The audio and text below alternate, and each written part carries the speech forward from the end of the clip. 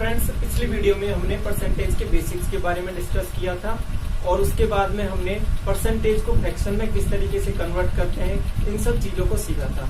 अब उसी सीरीज को आगे बढ़ाते हुए आज कुछ क्वेश्चन ट्राई करते हैं। देखिए, आज कुछ क्वेश्चन प्रैक्टिस करते हैं। तो पहला क्वेश्चन मैं लेता हूं आपके लिए। क्वेश्चन क्या कह रहा है? क्वेश्चन में दिया है कि ए की आय बी से 20% अधिक है। क्वेश्चन में दे रखा है तो ए की इनकम है वो बी से 20% अधिक है। ये क्वेश्चन में आपको गिवन है।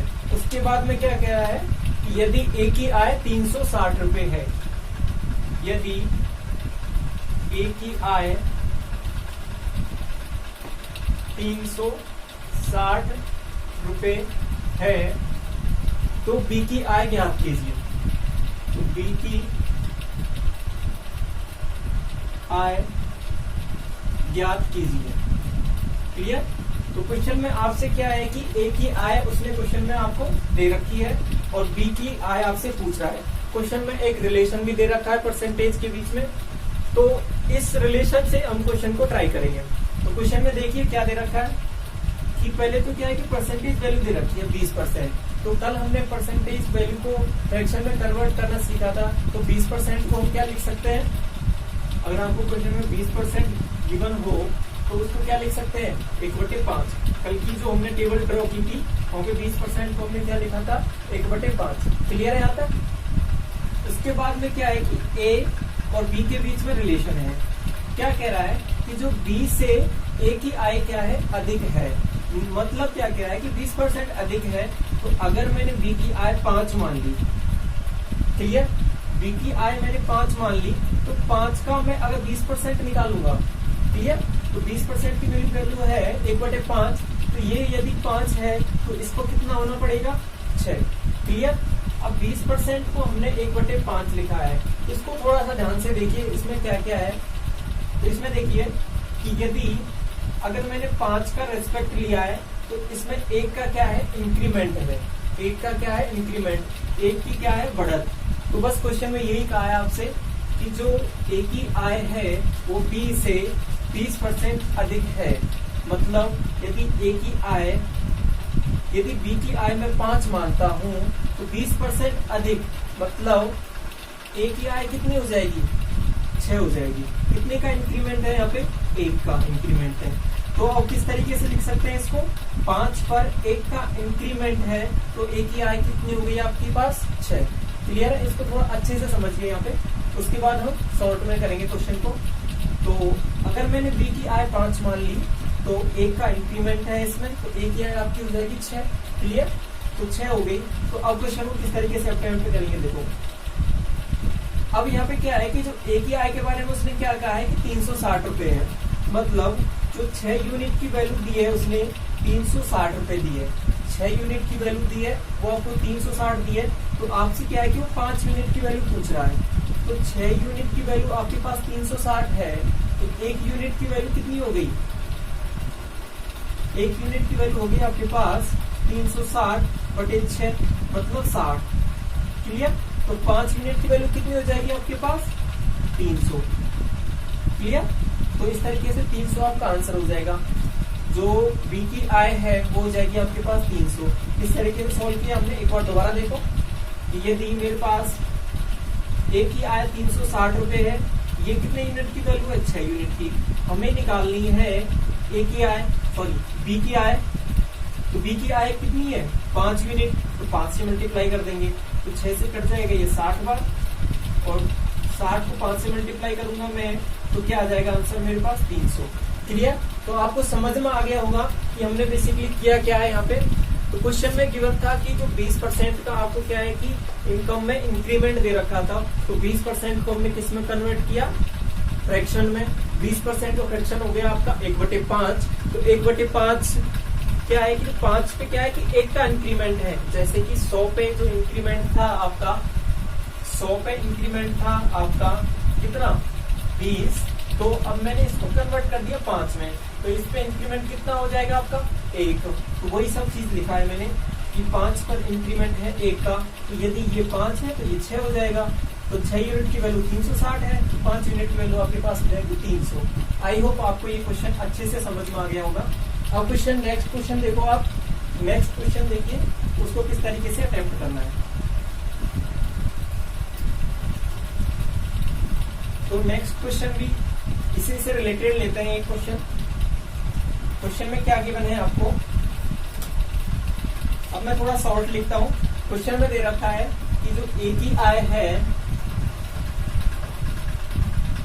बी से 14 से ही 2/7% अधिक है।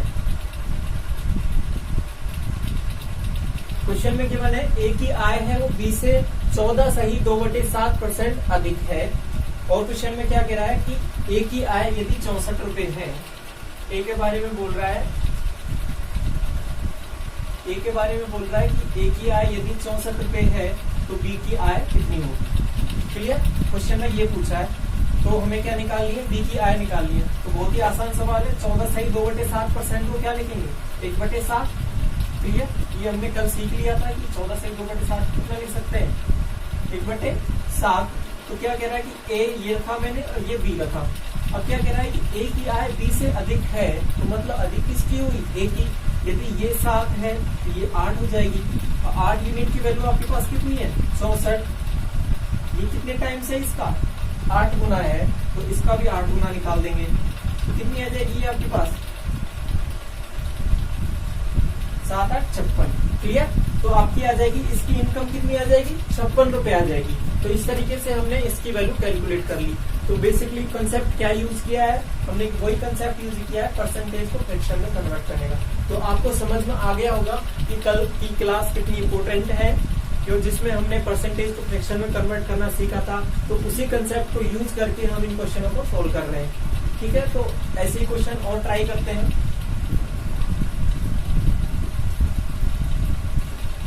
ऐसे ही क्वेश्चन, इससे क्या है कि आपका क्वेश्चन थोड़ा फास्ट हो जाएगा। क्वेश्चन में क्या गिवन है आपको, ए की आयु बी से, ए की आयु के बारे में क्वेश्चन है, बी से 33 से ही 1/3% कम है।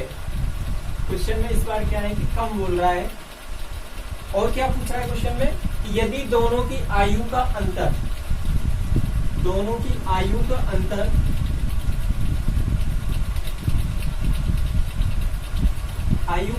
क्या दे रखा है क्वेश्चन में आपको, ये गिवन है आपको 15 वर्ष, मतलब 15 इयर्स आपको क्वेश्चन में इन दोनों की आयु का जो डिफरेंस है वो गिवन है।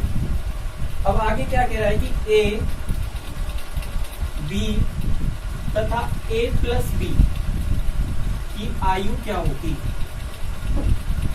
तो ये सभी चीजें आपको कैलकुलेट करनी है क्वेश्चन में। क्वेश्चन आपको समझ में आ गया होगा कि क्वेश्चन में क्या क्या पूछ रहा है। तो चलिए क्वेश्चन को सॉल्व करते हैं। तो क्वेश्चन में पहले तो कह रहा है कि वो ए की और बी के बीच में क्या है, आपको रिलेशन दे रहा है। ए और बी के बीच में क्या है कि परसेंटेज में एक रिलेशन दे रखा है कि इसकी आयु है वो उससे 33 से ही 1/3% क्या है, कम है। तो किस तरीके से सॉल्व करेंगे, देखिए पहले ए की आयु के बारे में बात कर रहा है और किससे रेस्पेक्ट में बात कर रहा है, 30 से। तो 33 से 1/3 का मतलब हो जाएगा आपके पास 1/3। क्लियर, परसेंटेज को मैंने किस में कन्वर्ट कर दिया, फ्रैक्शन में। क्लियर, आपको समझ में आ गया होगा परसेंटेज फ्रैक्शन में किस तरीके से कन्वर्ट करते हैं। तो 1/3 ये तो हमने कन्वर्ट कर दिया। अब आगे क्या कह रहा है क्वेश्चन में, ए की आयु बी से इतनी कम है, तो बी की यदि अगर मैंने इसको 3 माना है, यदि इसको मैंने 3 माना है तो इसकी कम है, 3 के रेस्पेक्ट में 1 कम है, तो इसकी आयु कितनी हो जाएगी, 2। क्लियर, आगे पढ़ो। क्वेश्चन में क्या कह रहा है, यदि दोनों की आयु का अंतर 15 वर्ष है तो हमारे अनुसार यहाँ पे अंतर कितना है, 1। हमारे अनुसार यहाँ पे अंतर 1 है, क्वेश्चन के अनुसार क्या है 15। तो 1 यूनिट की वैल्यू कितनी हो गई, 15। क्लियर, 1 यूनिट की वैल्यू 15 आ गई।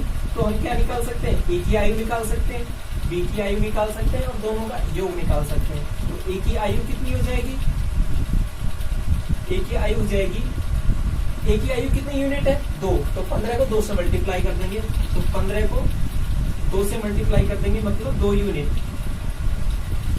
तो कितनी हो जाएगी आपके पास?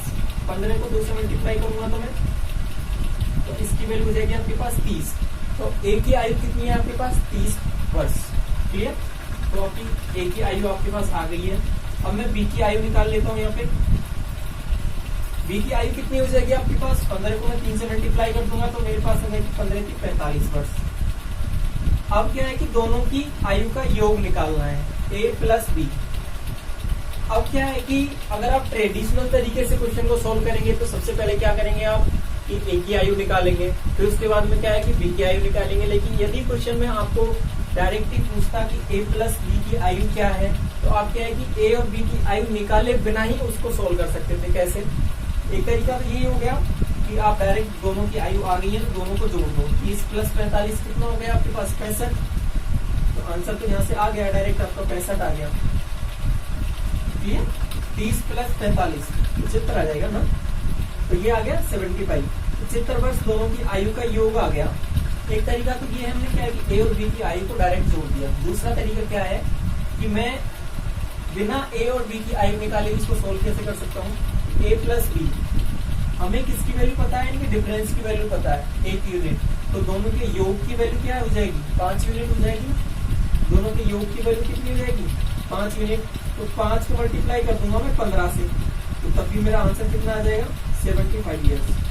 ठीक है, तो आई होप आपको ये समझ में आ गया होगा कंसेप्ट। क्या है कि हम इसमें ए और बी की आयु निकाले बिना भी ए प्लस बी की आयु निकाल सकते हैं। तो इस तरीके से ये यूजेज है इसका, परसेंटेज को फ्रैक्शन में कन्वर्ट करने पर आपको सवाल को सोल्व करेंगे तो इस तरीके से आसान हो जाएगा। Clear?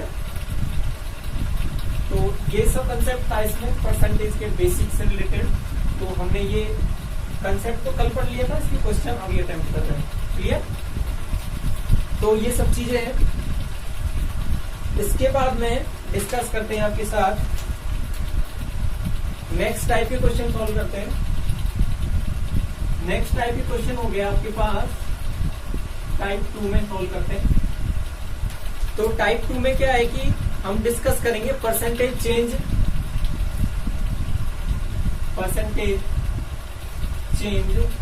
In area and volume. मतलब क्या हो गया कि जो आपका क्षेत्रफल है और आयतन में परिवर्तन। ठीक है, तो हम डिस्कस करेंगे परसेंटेज चेंज इन एरिया और परसेंटेज चेंज इन वॉल्यूम के बारे में। तो हमें इसमें क्या डिस्कस करना है बेसिकली कि आपको कोई भी साइड्स दी होगी, जैसे कि मैं बात करूं आयत के बारे में, तो आयत के बारे में क्या कहेगा क्वेश्चन में कि यदि लंबाई को इतने प्रतिशत बढ़ाया जाए और चौड़ाई को इतने प्रतिशत बढ़ाया जाए या घटाया जाए तो उसके एरिया में यानी क्षेत्रफल में क्या परिवर्तन होगा।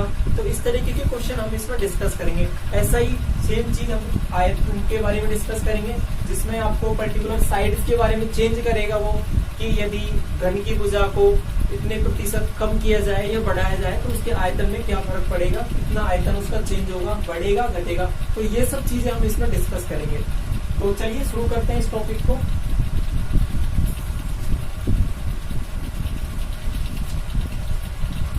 तो मैं इसको आपको क्वेश्चन लेके सॉल्व करवाता हूँ। तो ये क्वेश्चन देखिए आप एक बार। क्वेश्चन में क्या क्या बना है, आपको एक आयत दे रखा है, एक रेक्टेंगल दे रखा है। उसमें क्या कह रहा है कि यदि लंबाई के बारे में है कि 33 सही 1/3% लंबाई उसकी क्या है कि बढ़ा दी जाए। क्लियर? और चौड़ाई के बारे में क्या है स्टेटमेंट कि 14 सही 2/7% उसकी चौड़ाई क्या है कि घटा दी जाए। तो उसके क्षेत्रफल में क्या परिवर्तन होगा, तो उसके क्षेत्रफल में क्या परिवर्तन होगा। तो क्षेत्रफल में क्या परिवर्तन होगा यदि हम लंबाई को क्या है कि बढ़ाएं और चौड़ाई को घटाएं। अब यहाँ पे ये वैल्यू कुछ भी हो सकती है, 20% भी हो सकता है, 30% भी हो सकता है, 50% भी हो सकता है। आपको जस्ट क्या है कि कंसेप्ट समझना है। वैल्यू चेंज हो सकती है आपके एग्जाम में, लेकिन आपको क्या है कि कंसेप्ट समझना है कि लेंथ और विड्थ को यदि चेंज करेंगे तो एरिया पे क्या इम्पैक्ट पड़ेगा, एरिया बढ़ेगा या घटेगा, तो वो सब चीजें डिस्कस करेंगे इसमें। तो सबसे पहले तो आपको ये पता होना चाहिए कि आयत का क्षेत्रफल का सूत्र क्या होता है। तो आयत का क्षेत्रफल का सूत्र होता है आपके पास, आयत का क्षेत्रफल का सूत्र होता है लंबाई गुणा चौड़ाई। तो हम क्या है कि लंबाई और चौड़ाई दोनों के चेंज को देखेंगे, उसके बाद में एरिया पे क्या इम्पैक्ट पड़ेगा वो सब चीज को डिस्कस करेंगे। तो पहले मैं दो कंडीशन ले लेता हूँ यहाँ पे। पहले तो क्या है कि पहले की कंडीशन ले ली मैंने, उसके बाद में क्या है कि चेंज किया है, उसके बाद ही कंडीशन ले ली। क्लियर? तो अब क्या है कि लंबाई के बारे में डिस्कस करूंगा। तो 33 से 1/3% क्या किया है, उसको बढ़ाया है। तो 33 से 1/3 को क्या लिख सकता हूँ मैं, 1/3 लिख सकता हूँ। 33 से 1/3% को मैं क्या लिख सकता हूँ, 1/3। और अगला क्या है कि 14 सही 2/7, इसको मैं क्या लिख सकता हूँ, 1/7। क्लियर? तो अब यहाँ पे क्या है कि इसको बढ़ाया है, तो मतलब 3 से 1 बढ़ाया है, तो कितना हो गया, ये पहले 3 था, तो अब क्या हो गया, लंबाई 4। क्लियर? नेक्स्ट क्या किया है कि विड्थ में क्या किया है, चेंज इन्होंने घटाया है। पहले 7 थी तो उसको कितना कर दिया, 6। तो ये चेंज हुआ है आपके लंबाई में और चौड़ाई में। और दोनों के चेंज को कैलकुलेट कर लेते हैं। अगर कुछ कट रहा है दोनों से तो काट दीजिए। जैसे 3 से कट रहा है ये 2 बार, तो यहाँ पे ये 7 है और इधर बन रहा है आपका 8। तो मतलब पहले 7 था अब 8 हो गया। क्लियर? तो पहले 7 था और 8 हो गया, तो कितना बढ़ा है आपके पास, एरिया कितना बढ़ गया आपका, 1 यूनिट बढ़ गया। 1 यूनिट एरिया बढ़ गया। किसके रेस्पेक्ट में बढ़ा है, 7 के रेस्पेक्ट में बढ़ा है। तो 7 के रेस्पेक्ट में बढ़ा है, मतलब क्या है कि 1/7 ये क्या है, चेंज है, ये फ्रैक्शन में चेंज है। अब 1/7 को आप परसेंटेज में कन्वर्ट कैसे कर सकते हैं, ये एक तरीका तो है कि आप 100 से मल्टीप्लाई करो, उस तरीके से और फिर 7 का डिवाइड करो, तो उससे आपका आंसर आ जाएगा। दूसरा तरीका हमने क्या डिस्कस किया है कि परसेंटेज को फ्रैक्शन में और फ्रैक्शन को परसेंटेज में। तो 1/7 किसकी वैल्यू होती है आपके पास, डायरेक्ट होती है आपकी 14 सही 2/7%। अब चूंकि ये क्या है कि यहाँ पे बढ़ा है, तो ये क्या हो जाएगा, इसमें इंक्रीमेंट हो जाएगा। तो एरिया आपका क्या चेंज होगा, कि क्षेत्रफल आपका क्या है कि 14 सही 2/7% क्या हो जाएगा, बढ़ जाएगा। तो इस तरीके से यदि लंबाई में मैंने इतना इंक्रीमेंट किया, चौड़ाई में इतना डिक्रीमेंट किया, तो मेरे जो एरिया है दोनों के फलस्वरूप मेरा एरिया क्या है कि 14 सही 2/7% क्या है कि एरिया बढ़ जाएगा। क्लियर?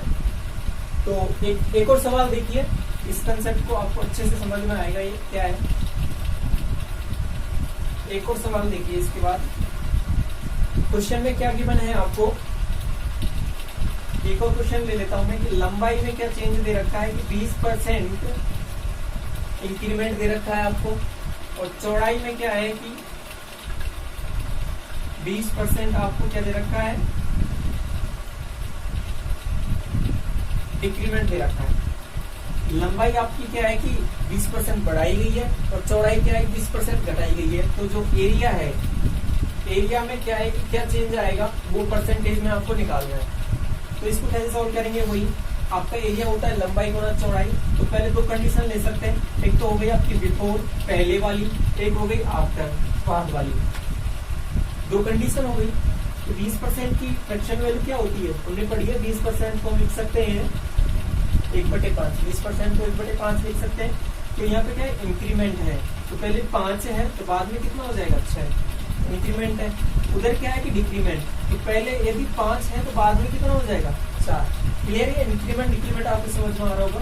अब क्या है कि नेट चेंज, नेट चेंज क्या है कि दोनों को मल्टीप्लाई करना है। ये तो लेंथ में हो गया, ये विड्थ में हो गया। तो आपका एरिया तो क्या होता है, लंबाई गुणा चौड़ाई होता है ना, तो दोनों को मल्टीप्लाई कर देंगे। तो नेट क्या आ जाएगा एरिया आपके यहाँ पे, ये 25 आ गया, ये आपका कितना आ गया, 24 आ गया। क्लियर? तो यहाँ पे चेंज क्या हुआ है, क्या देख पा रहे हैं, यहाँ पे चेंज क्या है कि 1 यूनिट आपका एरिया क्या है कि घट गया। किसके रेस्पेक्ट में घट गया, 25 के रेस्पेक्ट में घट गया। तो 25 से डिवाइड कर देंगे। अब इसको क्या है कि परसेंटेज में बदलना है, इसको 100 से मल्टीप्लाई कर दो तो आपका क्या आ जाएगा, 4% आपकी वैल्यू आ जाएगी। तो परसेंटेज में क्या है कि अब एक चीज देखो, यहाँ पे एरिया क्या है कि घटा है, ये 1 यूनिट आपका घटा है, ये वैल्यू क्या आ जाएगी, 4% डिक्रीमेंट। तो हमने क्या चीज सीखी यहाँ पे कि जो एरिया है वो आपका 4% घट जाएगा। तो इस तरीके से ये अगला सवाल है। एक यहाँ पे एक कंसेप्ट और है इस क्वेश्चन को, इस पर्टिकुलर क्वेश्चन में एक कंसेप्ट और लगा सकते हैं इतना सब कुछ भी नहीं करना पड़ेगा, ऐसा भी सोच सकते हैं इसमें। यदि आपको क्या है कि जब सेम चेंजेस मिले, लंबाई और चौड़ाई में आपको सेम चेंज मिले, तो वहां पे आप डायरेक्ट क्या कर सकते हैं, जो नेट चेंज आएगा आपका वो क्या होता है कि जो किसी पर्टिकुलर चेंज को ले लो x²/100, तो ये आपका नेट चेंज आएगा। क्लियर, नेट चेंज आएगा। अब कैसे, तो हमारा x की वैल्यू क्या है 20, ये दोनों बराबर है ना, तो x की वैल्यू क्या आ गई 20, तो 20 का स्क्वायर करेंगे बटे 100, ये कितना हो गया 400 बटे 100, तो कितना आ गया 4%। और हमेशा ध्यान रखना जब सेम चेंजेस किए जाए तो हमेशा क्या है कि एरिया आपका घटेगा। क्लियर, तो आपका ये 4% आया, ये क्या आएगा डिक्रीमेंट। तो ये चीज भी आपको ध्यान रखनी है इसमें। तो आपको इतना सब कुछ भी नहीं करना है इसमें, डायरेक्ट भी कैसे कर सकते हैं, जब सेम चेंजेस हो लेंथ में और विड्थ में, तो आप क्या कर सकते हैं डायरेक्ट निकाल सकते हैं, x²/100 से भी इसको क्वेश्चन को सोल्व कर सकते हैं। तो वहाँ पे और एक चीज को ध्यान रखना है कि हमेशा ऑप्शन उसी को टेक करना है जिसमें क्या है कि डिक्रीमेंट दे रखा हो, तो सेम चेंजेस हो तो आप x²/100 से डिवाइड करके आप उस क्वेश्चन को सोल्व कर सकते हैं। प्लस हमेशा ध्यान रखना कि उसमें क्या आएगा डिक्रीमेंट आएगा। तो ये सब चीजें हैं इसमें, और भी कुछ क्वेश्चन है उनको हम नेक्स्ट क्लास में डिस्कस करेंगे। तो आई होप आपको ये समझ में आ गया होगा। तो इस वीडियो में यहीं तक रखते हैं। तो यदि आपने पिछली वीडियो नहीं देखी है, इसमें हमने बेसिक कंसेप्ट डिस्कस किए थे परसेंटेज के बारे में, तो वो वीडियो जरूर देख लें जिसमें परसेंटेज को फ्रैक्शन में किस तरीके से कन्वर्ट करते हैं वो सब चीजें सीखी थी। और उसके बाद में हमने कुछ क्वेश्चन भी ट्राई किए थे, वहाँ पे 1-2 क्वेश्चन भी, और बाकी क्वेश्चन आज हमने परफॉर्म किए यहाँ पे, आज कुछ क्वेश्चन यहाँ पे ट्राई किए। तो ये सब चीजें हैं, और बाकी नेक्स्ट क्लास में नेक्स्ट टाइप के क्वेश्चन डिस्कस करेंगे परसेंटेज के बेसिस पर। तो इस वीडियो में यहीं तक रखते हैं। Thank you.